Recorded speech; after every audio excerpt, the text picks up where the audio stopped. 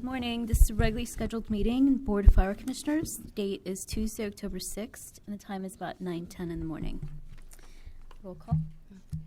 Let the record reflect Commissioners Ibarra, Glacier, and Woods Gray are present, and we have a quorum, Madam President. Thank you.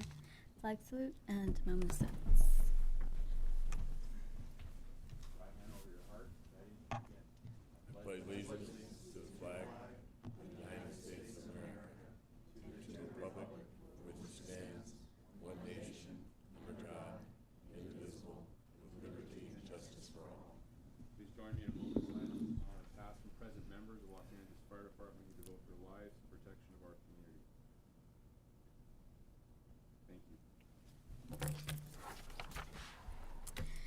So we begin with Commissioner comments. Any comments? Okay. So report of the fire chief. Yes, I Oh, was sure, waiting. sorry. I didn't know that you. I wanted to congratulate Christine Crowley. She was honored by the City Council, and I'm always excited and happy when I see someone from the fire department being honored for the work that they do. I think she was honored for the Youth Fire Academy, and it was some special thing that Nuri Martinez, I believe, organized called Girls Month or something she was recognizing women for. And a young girl from my church was also recognized. So it was a very exciting thing to get this picture on Facebook and see familiar people. Congratulations, Christine. Congratulations. So moving on to report of the fire chief. Thank you, Madam President. September 19th, I ran the Ascot Hills Challenge Run Walk in Highland Park. It was a benefit to raise money for the Wilson High School Firefighter Magnet Program. Very well attended. First year they've ever done it. We had 120 runners, and it was actually a very fun event. Councilman Weezar was there as well. September 30th, we had the 2015 Great California Shakeout Breakfast Leadership Summit at Hodgkins. It was attended by the mayor, myself, and Dr. Lucy Jones. And it was a very, very well-attended event, a lot of media coverage. This year, there seems to be a lot of attention on earthquake preparedness, so we're supporting all those efforts. Immediately following that event, also at Hodgkins, we had a press conference on animal evacuation, particularly horses and other large pets in the event of a brush fire evacuation. And this was an effort of our new community risk reduction unit, and they're starting to get engaged in more issues. And we had a very positive media turnout. We had some of our horses there. We now have the capability to have a paramedic horse team. So that's a first. So we're very proud of that. October 1st, I attended the LAPD's Purple Heart Medal of Valor Award ceremony. Very nicely done event, and a reminder that we're going to have our Medal of Valor Award ceremony November 12th at a hotel downtown. More information to come on that. That concludes my report. Thank you, Chief. So 2B is verbal report by the Department on significant incidents from September 16th to October 6th. Good morning. I'm Phil Flegel, the Deputy Chief in charge of the Operations Central Bureau. I got a significant incident to share with you. Good morning, Chief Terrazas, Madam Commissioner, Commissioners, Ms. Gonzalez, Madam City Attorney. In the morning hours of September 15th of this year, Los Angeles Fire Department Los Angeles had a rainstorm that produced more than originally forecasted. With that rain came the typical post-runoff into Los Angeles River. At 6:56 hours of the morning, Los Angeles Fire Department was called to investigate a possible person inside the LA River. The dispatch was shortly upgraded to a river rescue dispatch with additional fire rescue, swift water, and aerial resources added to the incident. First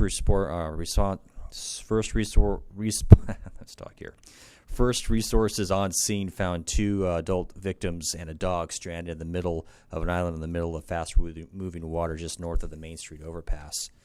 Aerial reconnaissance confirmed that they would not be able to perform a hoist rescue, so a coordinated effort was put together by both Swiftwater personnel that were deployed and also first responders. At this point, Metro Fire Communications advised the IC that another victim was found further north inside the river as well. unable to confirm that incident.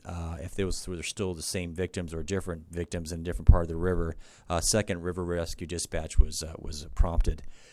Shortly after that dispatch, the second river rescue aerial reconnaissance confirmed that there was indeed another party up the river just at Fletcher Drive. So there's a total of 3 people inside the river with a dog as well that need to be rescued. Due to the close proximity of both of the incidents, both rescues were coordinated under a single unified or incident command. After a safe, well-developed plan was developed, all 3 victims of the dog were safely rescued from the river.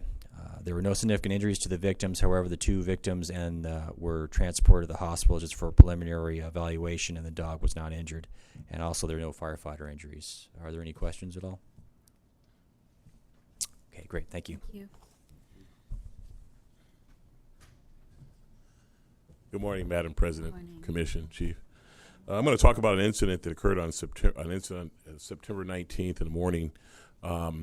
This actually speaks to the value of us having this 4-bureau model. So I cover the Valley, but this incident actually is going to reflect it in West Bureau. Chief Castro could not be here to speak about it today, but I am. The incident was on Teal and the incident borderlined the city of Culver City, but it was actually in the city of Los Angeles. It was a 3-story modern commercial cinder block building. Resources initially got it as a automatic alarm. We did an interior attack. I actually got there. The reason why I say this benefit, the 4-bureau benefited this, was I live roughly about 6 minutes from here, and I got there on scene within 6 minutes prior to Chief Castro and his team arriving, and we made a transition. We initially did aggressive fire attack, and then we transitioned to defense attack because of the amount of fire. As you can see in the video here, the fire was burning through the roof, and we had firefighters on that 3rd story. We also had resources from Culver City that we inserted into our incident command management. And then once we transitioned out, there was concern. This is owned by one family. The bottom level, they had thousands of dollars worth of manufacturing equipment that we were concerned with, but we didn't want to do a salvage operations with concern of collapse. So we got building safety involved. Our urban search and rescue team came out and did an assessment. In the end, they got the fire extinguished. We were able to get all the equipment out of the bottom and saved that equipment. And then it ended up displacing about 680 employees. But fortunately, they had another location they can operate out of. The last thing that they were concerned was about the impact it had on the environment. And we had our air operations fly over the Bologna Creek wetlands, and they did an assessment. There was very little damage or impact on the environment. That concludes my report. Any questions? Thanks, Chief. Thank you. So now we have verbal report by the medical director from the same time period.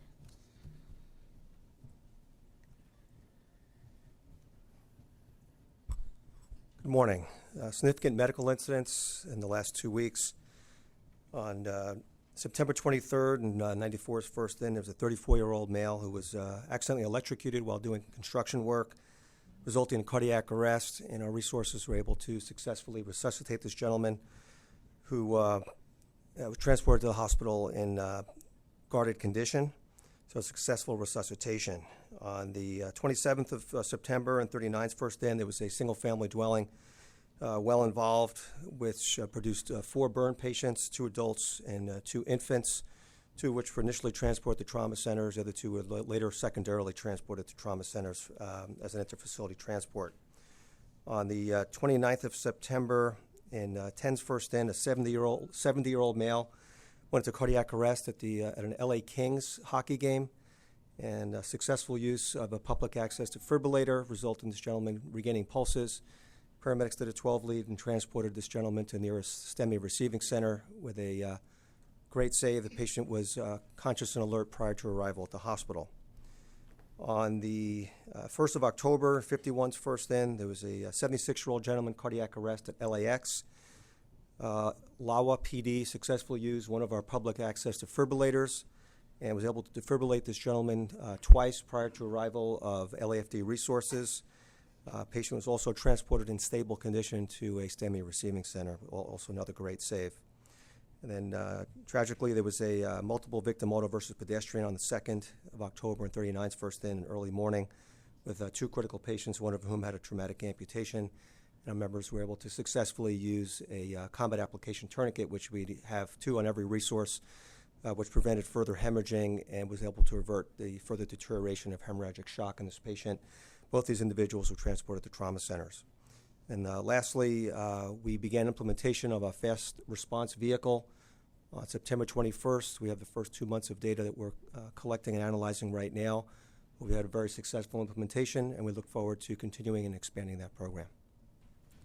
Thank you. Thank you. So moving on to presentations, we have 2.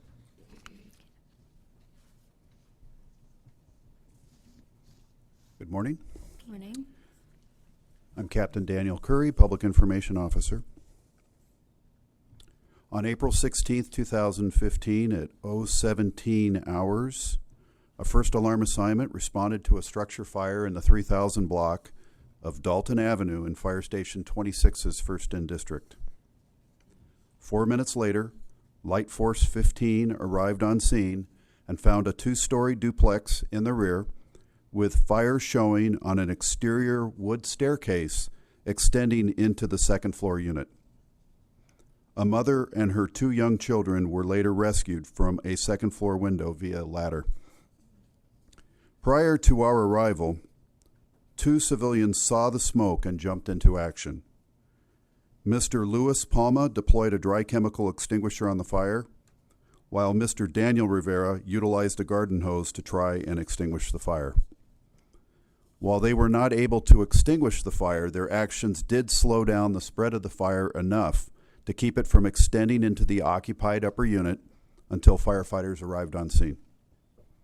Had they not been there and taken these courageous actions, the fire would have most likely spread into the upper unit where the mother and her 2 children were located. As it was, the mother and her children had no way of escaping due to the only exit being the stairs that were burning. At this time, I'd like to call up Daniel Rivera and Louis Palma for presentation of a certificate of appreciation.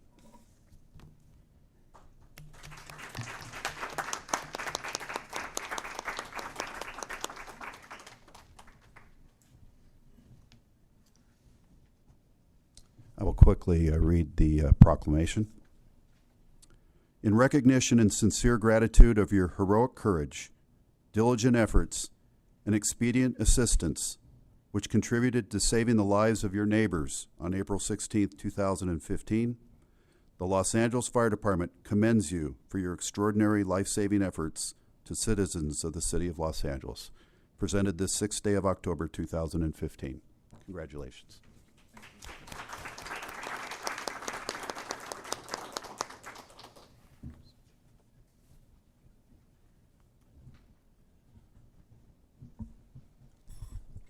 Test, test. Daniel and Louis, I'm very proud of your actions, and I have to add comments such as I think about this event, every second counts. And we have extraordinary response time numbers throughout the city. On average, a little over 5 minutes we'll be on scene. But in the situation you just heard, I'm sure that your involvement helped us greatly to ensure that we're able to save the people that were there and to minimize the loss of the property, their home. So I applaud you, I respect you. It's not normal to run into a burning building, and we have equipment, and you didn't. All you had was a fire extinguisher, but we have all the gear, and you didn't. So I would imagine that the smoke and heat was frightening to a degree, but your willingness to get involved says a lot about you and your character. And if you're interested in becoming a firefighter, we are hiring, LAFD.org. Congratulations, I'm proud of you. Thank you.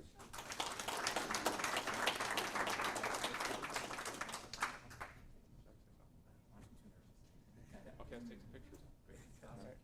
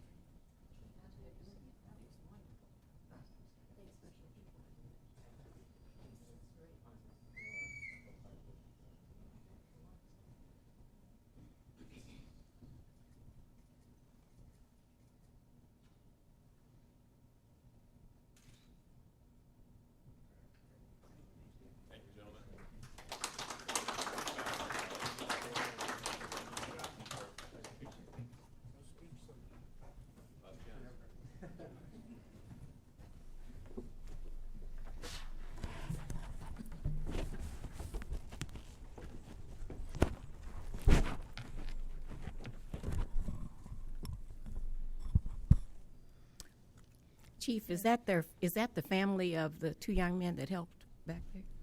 We didn't know. We don't know. It looks like it is. Yes, it is. Very proud family in the back row. Thank you very much. Maybe We're proud of we them. could stand up so we could see as their mother and father especially. I want to know. I salute.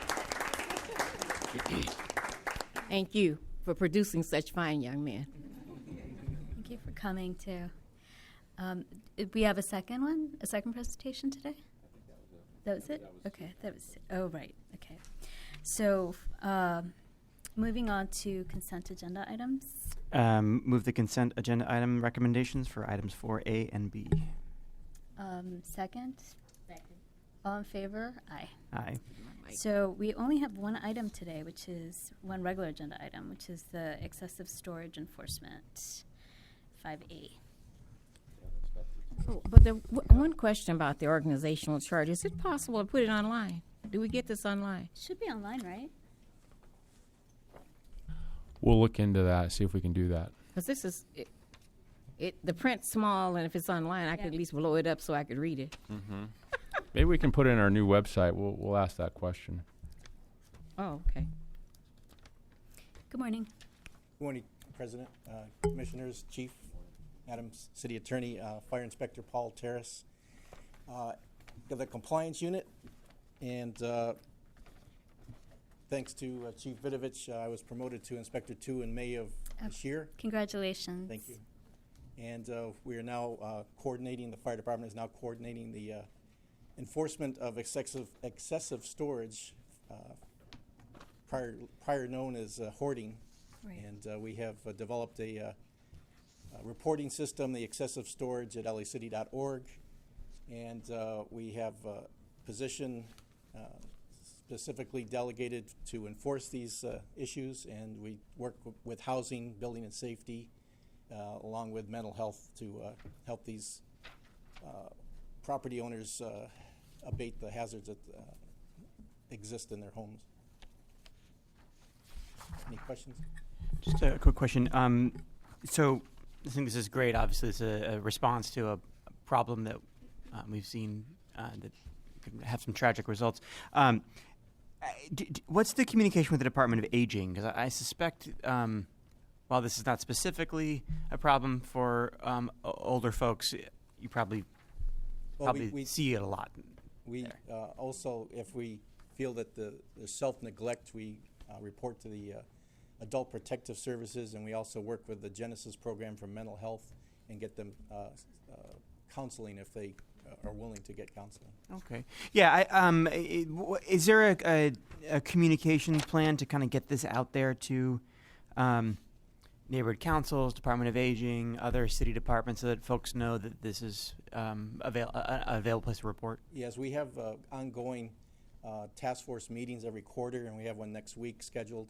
And we have all the city family involved, and the city attorney, housing, building safety, council deputies, everybody's aware of the program now.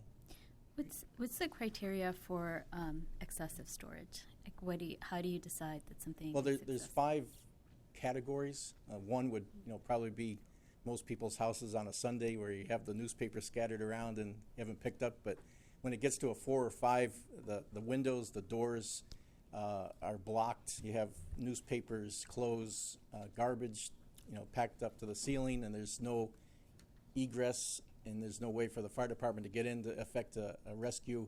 And in a fire, it's overwhelming for the fire department to get in and for the resident to get out. And so who reports this?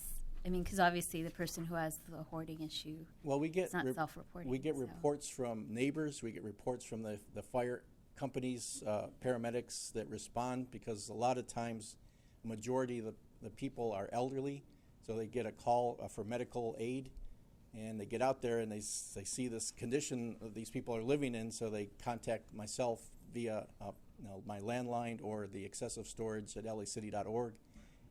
Housing gets reports. LAPD gets reports. Lots of different agencies throughout the city and the county report to me.